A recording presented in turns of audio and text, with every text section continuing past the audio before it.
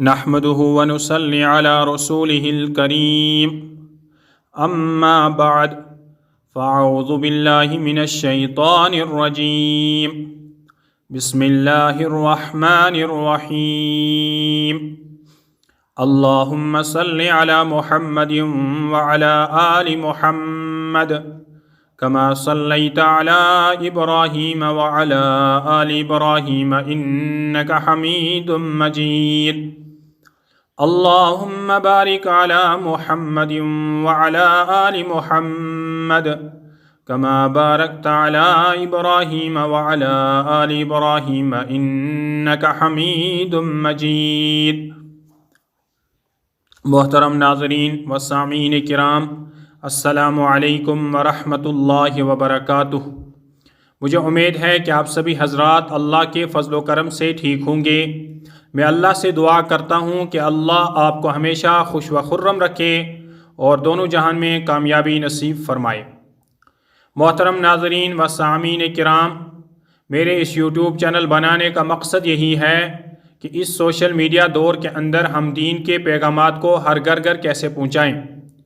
آپ سے گزارش ہے کہ آپ میرے اس یوٹیوب چینل جس کا نام آپ کے اسکرین پر دکھائی دے رہا ہے، اسلامی معلومات کا مجموعہ، اس چینل کو آپ سبسکرائب کیجئے، نوٹیفیکیشن کے بٹن آل پر کلک کیجئے تاکہ آنے والی ویڈیوز کے پیغامات آپ کو آسانی سے موصول ہوتے رہیں، اور کمنٹ میں اپنی رائے کا اظہار بھی کیجئے، اور ویڈیوز کو لائک بھی کیجئے جس سے کہ ہماری حوصلہ افزائی ہوتی رہے۔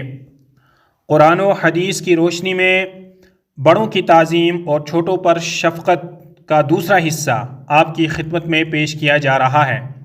اس کا پہلا حصہ ڈسکرپشن کے لنک میں ڈالا گیا ہے، آپ کلک کر کے سماعت فرمائیں۔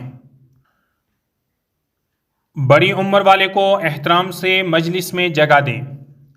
حضرت ابو ہریرہ رضی اللہ تعالی عنہ سے روایت ہے کہ حضور اقدس صلی اللہ علیہ وسلم نے ارشاد فرمایا کہ مجلس میں کشادگی نہیں کی جائے گی، یعنی جگہ نہیں دی جائے گی، مگر 3 آدمی کے لیے: بڑی عمر والے کو عمر زیادہ ہونے کی بنا پر، عالم کو اس کے علم کے سبب، بادشاہ کو اس کی بادشاہت کے اکرام میں۔ یہاں پہ تنبیہ ایک ہے، مقصد یہ ہے کہ اگر مجلس میں کوئی بوڑھا عالم اور بادشاہ آ جائے تو ان کی عمر، علم اور بادشاہت کا اکرام و عزت کی جائے اور باعزت جگہ بٹھایا جائے۔ بوڑھے کی عزت کا صلہ بڑھاپے میں ملتا ہے۔